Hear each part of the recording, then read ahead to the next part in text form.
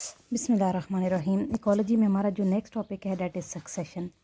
Succession का मतलब होता है कि एक ऐसी जगह जहाँ पर पहले कोई ज़िंदगी का वजूद ना हो, वहाँ पर लाइफ का आ जाना इज़ नॉन एज सक्सेशन। ठीक है, असल में ये क्या होती हैं, ये एक सीरियल स्टेजेस होती हैं, ये यानी स्टेप बाय स्टेप जानदार आते हैं और सक्सेशन होती है। जब हम इसको डिटेल में पढ़ेंगे तो आपको सक्सेशन का मतलब भी समझ आ जाएगा।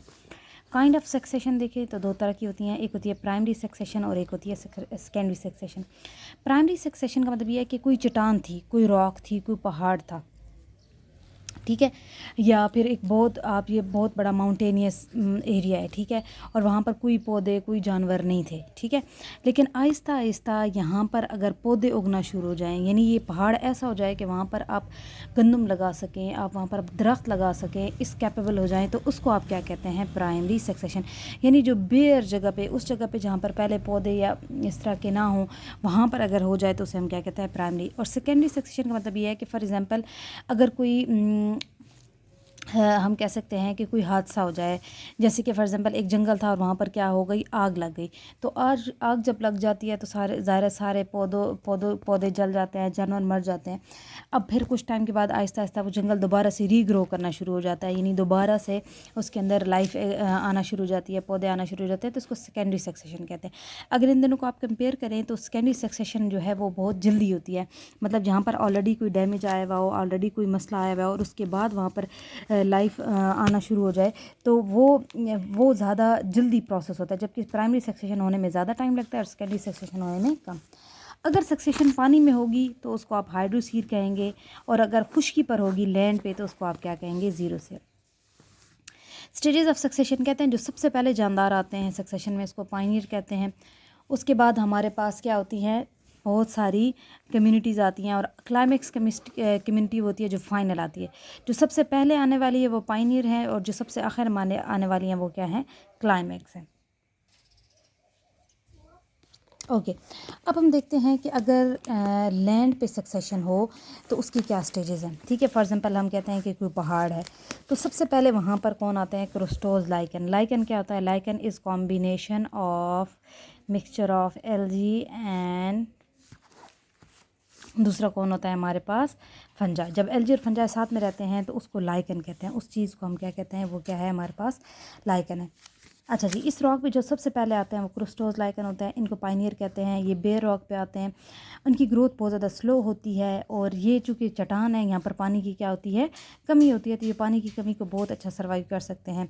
आपने एग्जांपल्स जो हैं ये अच्छे से याद करनी है, जैसे पहला है लेकनोरा और दूसरा हमारा है राइनोडिंग। ठीक है, ये हमारे पास दो जानदार होते हैं जो क्रोस्टोज लाइकन होते हैं। अच्छा जी, अब नेक्स्ट क्या होता है, कहते हैं जब क्रोस्टोज लाइकन वहाँ पर आके ग्रो करते हैं तो कुछ टाइम के बाद क्या होता है कि वहाँ पर थोड़ी थोड़ी सॉइल बनना शुरू हो जाती है, मतलब चट्टान से अब मिट्टी बनना शुरू हो जाएगी। और अब यहाँ पर लीफ लाइक, पत्ते की तरह कुछ लाइकन होते हैं जिनको फोलियज लाइकन होते हैं कहते हैं, वो आ जाते हैं, और ये ज़मीन के ऊपर क्या बना लेते हैं, एक थिन लेयर बना लेते हैं। फॉर एग्ज़ाम्पल पारमेला है और डर्मेटोकार्पम है।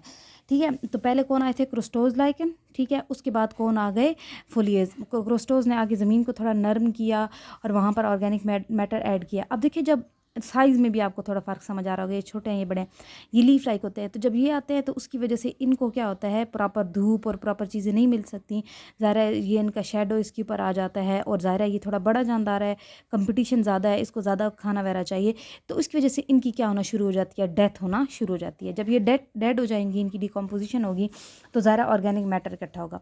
अगली स्टेज है मॉस स्टेज। अब क्या होता है, पहले क्रिस्टोज लाइकन आए, फिर फोलियज आए, और अब कौन आ जाता है, मॉस।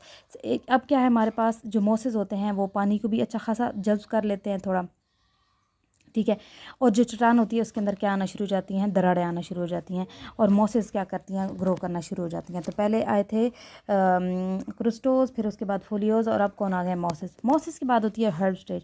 हर्बेशियस वीड आना शुरू हो जाती हैं, यानी जड़ी बूटियाँ उगना शुरू हो जाती हैं, रूट्स उसकी बनना शुरू हो जाती हैं, ये एसिड बनाते हैं, वेदरिंग होना शुरू हो जाती है, अब जो रॉक है वो मिट्टी के अंदर कन्वर्ट होना शुरू हो जाती है। फिर हमारे पास ये जो मॉसेस होते हैं, जो हर्ब्स होते हैं, इनकी डेथ हो जाती है। जब डेथ होती है तो उनकी डेड बॉडीज़ होती हैं, उनकी पोजीशन होती है और उधर सॉइल के अंदर ऑर्गेनिक मैटर इकट्ठा हो जाता है।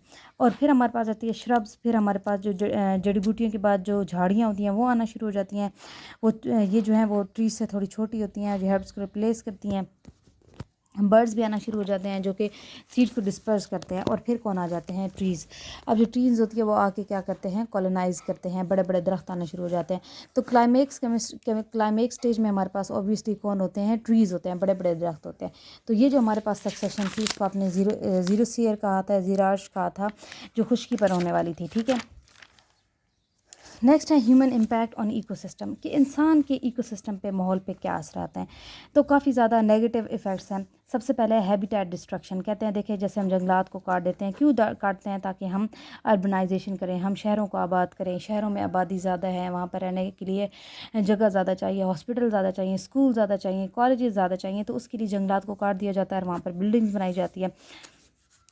ठीक है, तो ज़ाहिर है जब जंगलात आप काट देंगे तो हमारे पास जो आपने फॉर एग्जांपल आपने सनतें लगानी है, कोई इंडस्ट्री लगानी है, आपने जंगल को काट दिया, तो ऑब्वियसली वहाँ पर जो पौधे रह रहे थे, जो जानवर रह रहे थे, उनका हैबिटेट कहते हैं मस्कन, रहने की जगह को कहते हैं।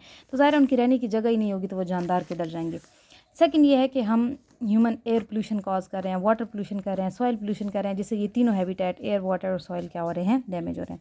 क्लाइमेट चेंज हमारी वजह से होती है। आपको पता है ग्रीन हाउस गैसेज होती हैं और फॉसिल फ्यूल के बर्निंग की वजह से बहुत ज़्यादा बढ़ रही है, जिसकी वजह से टेम्परेचर बढ़ रहा है, जिसकी वजह से टेम्परेचर की वजह से ग्लेशियर पिघल रहे हैं, जिसकी वजह से हमारे पास क्या हो रहा है? फ्लड्स आ रहे हैं, सी लेवल राइज हो रहा है।